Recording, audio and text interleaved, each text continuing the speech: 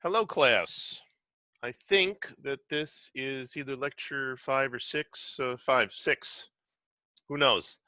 Um, and I'm continuing with our understanding of the multiplication of vectors. And we did the dot product, which, as you know, the dot product equals a scalar, the cross product equals a vector. And we looked at the definition of the dot product in our last lecture, and we saw that it was plus or minus 100.21 degrees. And I said, hey, is it 100.21 degrees or is it 259.79 degrees? And of course, the truth is that's really just a question that I ask you, and you're going, oh, the cosine, yeah, we don't know. The cosine could be a positive. And the point is, here's what I want to point out, and that's the reason that I do this, by the way, is let's take two vectors. Let's say that the orange vector and the red vector are two vectors, and they're joined at one end, right? Does everybody see that? Now, I could change the direction of that, couldn't I? But even if I changed the direction of that, I could still lie a plane right through that, couldn't I? I could put a plane right through those two vectors. Can I change the orientation again? Sure. Let's change the orientation like that. It doesn't matter.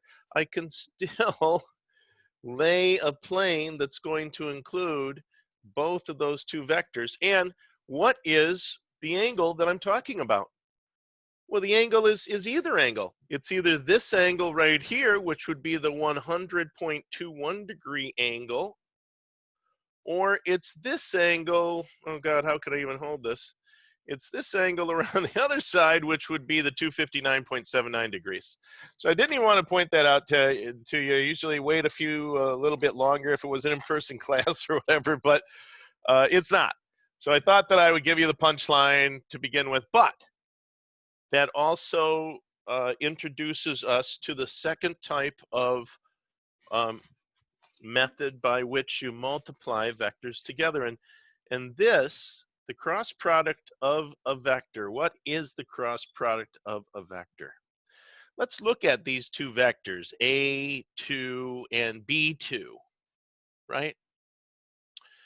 Let's say that I actually lay them in this plane, or I'm going to draw a three-dimensional plane. Let's say that this is A, and that this is vector B2.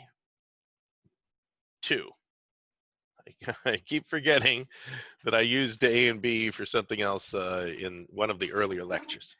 So let's say that we've got those. Now, the thing that we know about A cross B is that A cross B is perpendicular to both of these, right? A cross B is perpendicular. It's supposed to be, oh no, now I've got an optical illusion going on. But you know what I'm saying. Both of those, here, I should just put that like that. God, why did I draw it way up there? There we go. Second chance at life with the thing that I put back together by myself. Look at that. Bought it at $1, broke down. You know what was the problem? Was the design.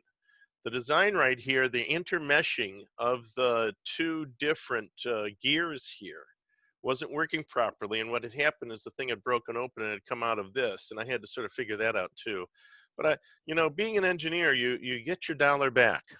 I got a whole roll of correct type that I'm going to have to use here. So anyway, what I'm saying is it's now, I still can't draw this correctly, but anyway, it's perpendicular to this.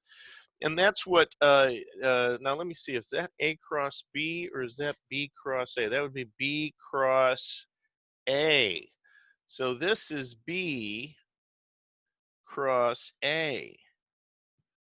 And down here, I was going to show this to you. This is A cross B, right?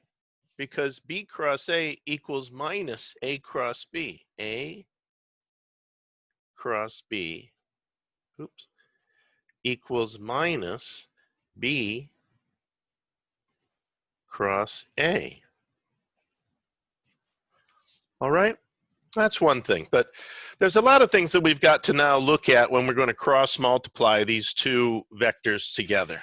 Because here's the definition of the cross multiplication. If I take A, I'm going to write 2's on all of these. Oh my, even over here. There we go.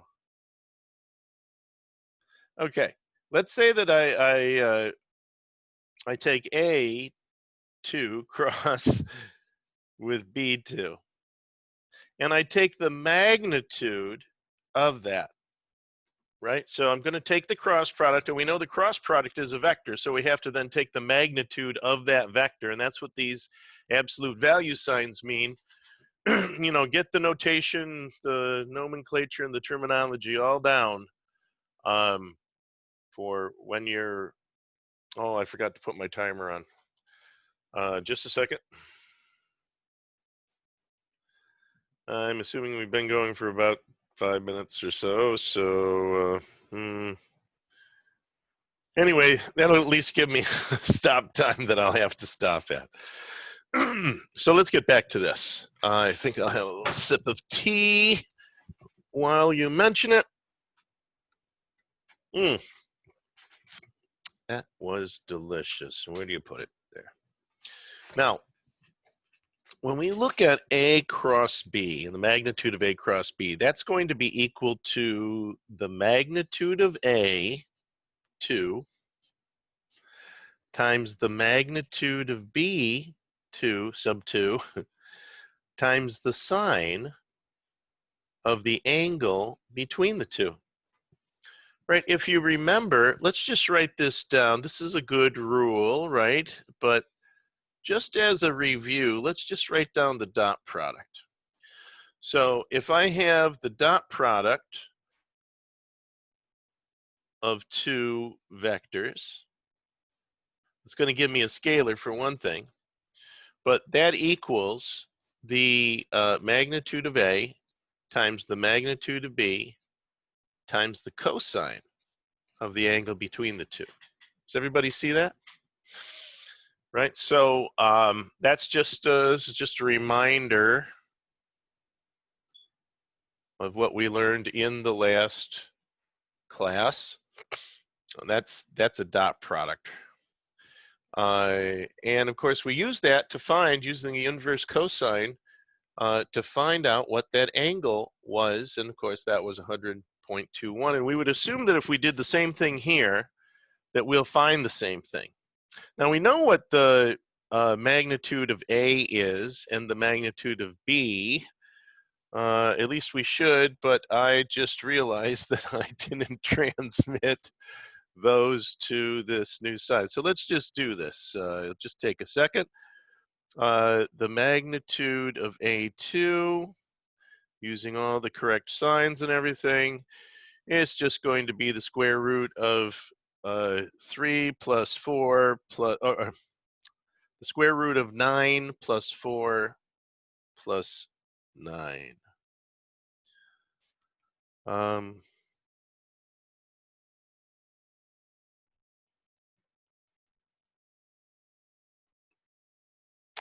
And that's 4.69. And you would have had that off the last lecture. And then B2, I believe it was something, 3 something. But let's just pop it in here.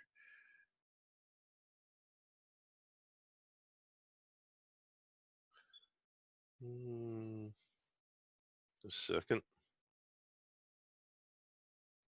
3.74, was that it? Let me just do that again, just real quick. 1 plus 9, 10 plus, yeah, 14. Yeah, square root of 14. Everybody knows that's the square root of 14. I just wanted to, yes, it is. Okay.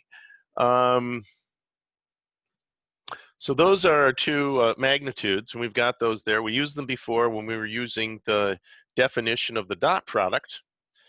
And we're going to use it again here for the sine. But, you know, what I want to look at first before we do any of that is I want to look at, again, our unit vectors.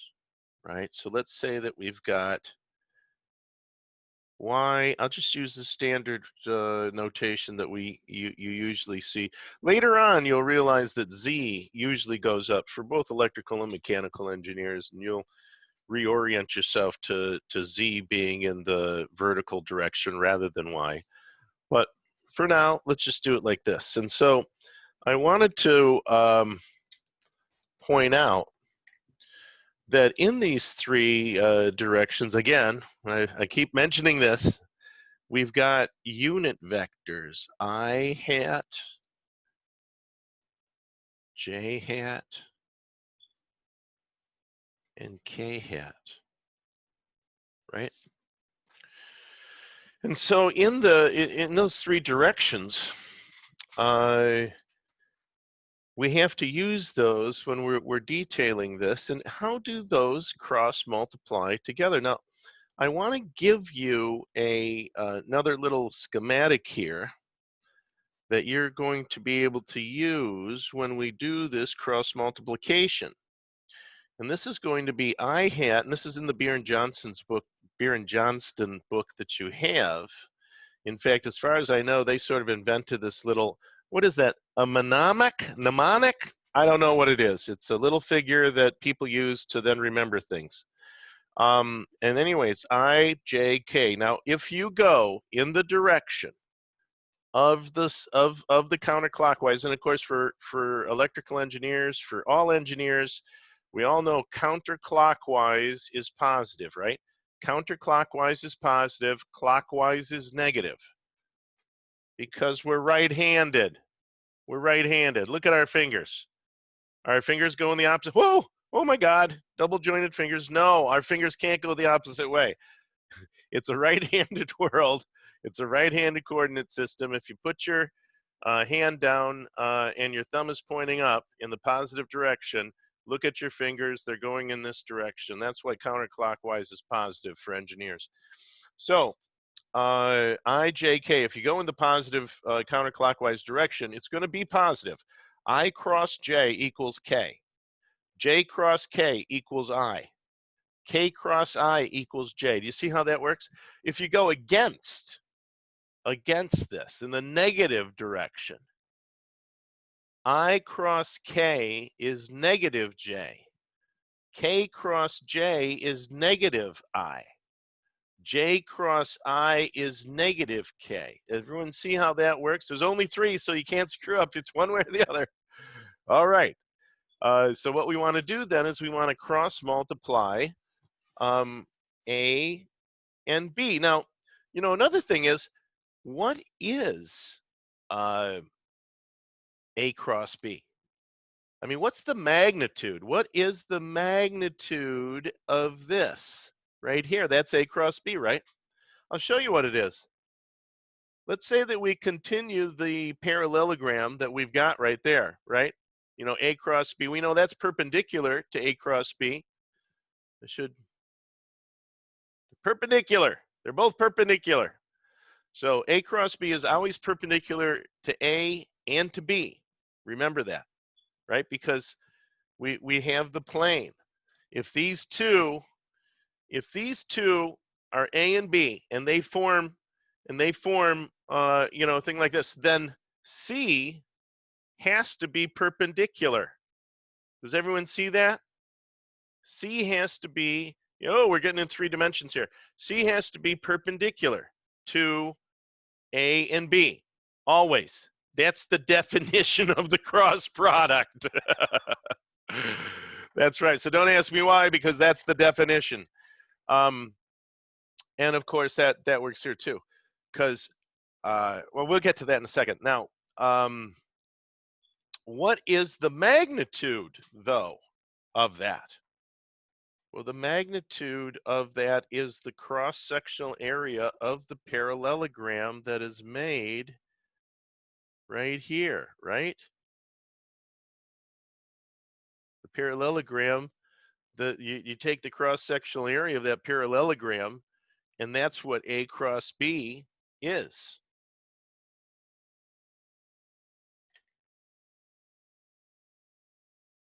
That's the magnitude of A cross B. All right. So let's go to the next step, which is going to be, now I forgot which Sharpie I picked up here, but it doesn't matter. So now let's start cross multiplying these. Let's just do this. We've got A cross B. So I've got 3I hat plus 2J hat minus 3K hat. This is definitely isn't the one. And I want to cross that with minus 1I hat plus 3J hat plus 2K hat. Yeah, I think I picked up the wrong Sharpie there. Maybe, I don't know. We'll see. Hopefully I did. So let's cross multiply those together. Oh yeah, this one seems much better. So I've got 3I crossed with 3I. Well, let's look at that up here. You know, I crossed with I. What would I hat crossed with I hat equal? Well, we know that the magnitude of I crossed with I is going to be the magnitude of I, which is 1, times the magnitude of B, which is 1, right? I is the A and B, this is the B, times the sine of the angle between them. Well, they're parallel. They're parallel, so that would be the sine of 0 degrees. The sine of 0 degrees, what would that be? Well, we could just look down here on our unit circle, right, that we always keep handy inside our head. And we see that at 0 degrees on my sine axis, what is it? 0 degrees on my sine axis, sine is 0. Cosine's 1, but the sine is 0. So I crossed with I always equals 0. J crossed with J always equals 0. K crossed with K always equals 0, right? Let me just put that there. Equals 0. Equals 0. Right? That equals 0. It all equals 0. Which I put another one there. Equals 0. And then K hat crossed with K hat. I don't even have to say it equals 0. So we know that those, we don't even have to worry about those. So 3I crossed with minus 1I is 0. 3I crossed with 3J. Well, 3 times 3 is 9, right? And I crossed with J. Well, I crossed with J equals K hat. Let's do the next one. 3I crossed with 2K. Well, 3 times 2 is 6. And I crossed with K. I crossed with K. Well, we're going the opposite direction. That's minus J. Right? And let's do the next one. So I've got 2J crossed with minus 1I. 2 times minus 1, that's minus 2. And J crossed with I. Right? That's the one we're doing. J crossed with I. J crossed with I. I'm going opposite, so that would be a minus K. All right. Now, let's go to the next one. Well, 2J and 3J, we know that's 0. We don't even have to worry about that. So we've got 2J crossed with 2K. 2 times 2, well, that's 4. And J crossed with K. J, K. I'm following that counterclockwise direction. So J crossed with K equals I, right? All right, let's do the last one then. Minus 3K crossed with minus 1I. Well, minus 3 and minus 1, that gives me 3. And then K crossed with I, That's a K crossed with I. Well, we're going in the right direction, aren't we? K crossed with I, we're going in the counterclockwise direction, so that would give me a positive J.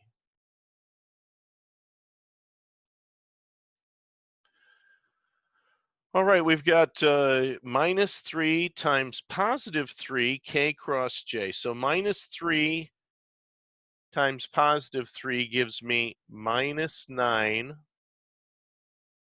And then K cross J. K cross J, we're going opposite now. We're going clockwise. K cross J, so it's -I. All right, does that take care of everything? Wait a second. Yep, because K and K are all there. So let's just simplify this. So I've got 9K, and then I've got -2K minus K. So doesn't that make positive 2K? So 9K plus 2K gives me 11K. Well, let's start with the i's. I've got 4I, and then I've got minus a minus I. So the minuses cancel out. So that's 9I plus 4I. That gives me 13I hat, right? And then the j's, I've got j minus 6. That's minus 6j and positive 3j. So that gives me minus 3j because 3 minus 6 gives me minus 3.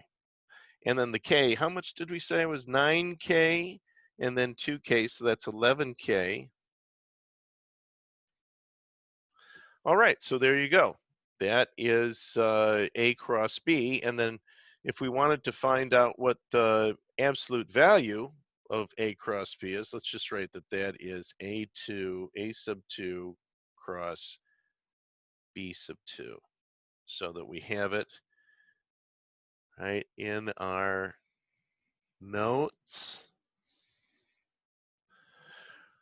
Now, actually, what we've got up here, this would be a good check because we know what theta is already, isn't it?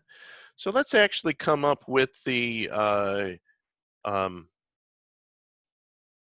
magnitude of A cross B, A2 cross B2. And to do that, we just use Pythagorean's theorem, and 13 squared plus 3 squared plus 11 squared,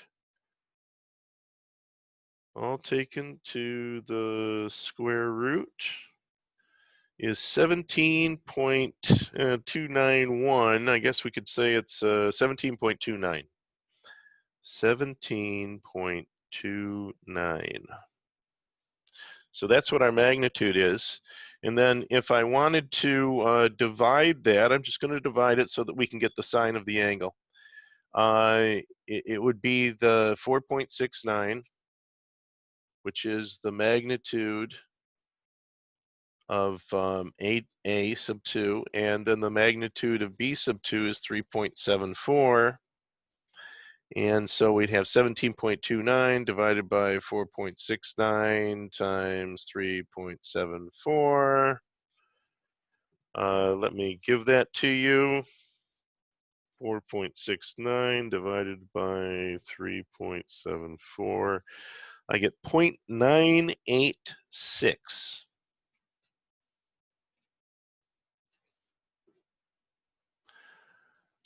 Well, that does not, I don't think that seems, I have no idea. Anyway, let's just check that out with the sine and see what the sine of 100.21 is. 100.21. Oh wait, excuse me. The sine of 100.21 equals. Oh, we got that wrong. Sorry, sine of 100.21 equals 0.9841. 0.986. That was really a 5. So, yep, that's pretty much it. So there you go. That is. So now if I take that, this is really more like 5.6. But if I take that, I'm going to get something very close to the 100.2. Let's just do that though. Theta equals the inverse sine of 0.9856. Let's just 0.985, oops, 0.9856.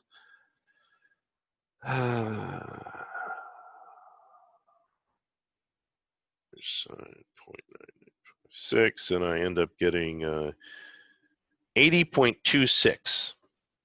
I want to point this out for you. 80.26 degrees. Now, that's what I got from my calculator.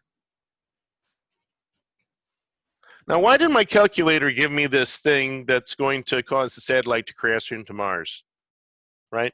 When we really know that the inverse sine of 0.9856 is actually 90 minus that, so it would be like 99.9 or whatever, very close to 100. So it's 100 degrees, just like I've got up here. So why is that? Well, just look. I'm going to draw this larger. This is what your calculator does. You and I know on the unit circle that what we had when we had the last one was the inverse cosine. You know, when we looked at the cosine of 100.21, it was minus 0.177, right? So we knew that it was minus, I'm going to exaggerate here, it was minus 0.1773. That's what the cosine, right? And so that equaled the cosine of theta. Now, look at this when you're putting it in here, because when we actually are figuring out the sine, and the calculator actually gave us this thing. And why is that? Because if the calculator goes along positive from here and is moving in that direction, the first angle it gets, it's going to give you.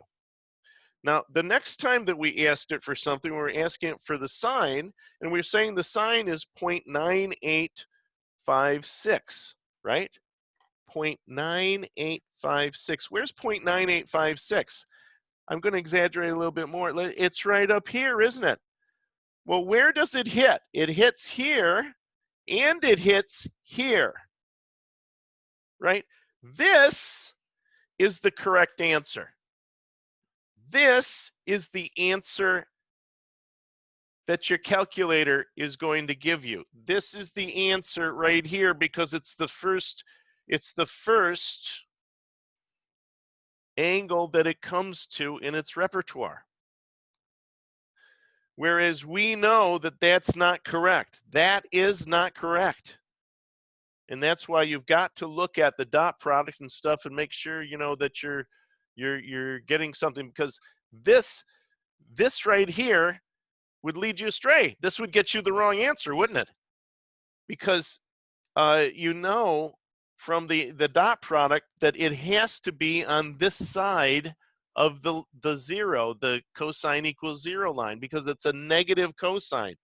So when you punch that in there, the first thing that the inverse sine sees is 80.26 degrees, when in fact it's 100. It's on the other side of 90, right? Because this right here is 90 degrees, isn't it? That's 90 degrees, and we're on the other side of it. Well, I've actually screwed it up there, but you know what I mean. So always look at that. Am I going to give you a problem like this where it's going to be negative on the test? Of course I am. Expect that. And then I won't. Or will I? Who knows? Only I know. So let's get back to this. I just wanted to point that out. Okay, here. Don't forget this example. That's what I really want to say with that. Now, you can see though that would give us the same thing because that is the sine of 100 degrees. It's the 0.9856 or 0.985, something like that. So that's the cross product, and that's how we determine the angle between the individual. And what angle am I talking about? I'm talking about the angle right here. Right? That angle right there is going to be what we are considering theta. Boy, I'm certainly using the wrong pen at that point. All right, I'm going to stop the thing here, and the next thing that we're going to go into is we're going to go into moments. And so moments, when we figure out moments, which is really torque, it's going to use the cross product. So we're going to have an understanding of the cross product to do moments and to figure out moments and torque and everything else. All right. Okay. See you at the next lecture, whatever number it is.